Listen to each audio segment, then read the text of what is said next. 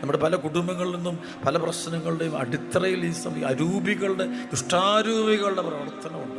ചില മക്കളുടെ ജീവിതത്തിൽ കാണാൻ പറ്റും, യൂത്തിനിടയിൽ കാണാൻ പറ്റും. പൈശാചിക അരൂപികൾ അവരെ കയറി പിടിച്ചു കെട്ടുന്നുണ്ട്. അപ്പോൾ അത് നമ്മൾ അറിയും. നമ്മൾ സ്വാഭാവിക സാഹചര്യം അവിടെയാണ്, ഇതാണ്, ഇങ്ങനെയാണ്, അതുകൊണ്ടാണ് സംഭവം, ഇങ്ങനെയാണ്. നമ്മളങ്ങ് ഭയങ്കര പെട്ടെന്ന് കൺക്ലൂഷൻ എടുക്കുക.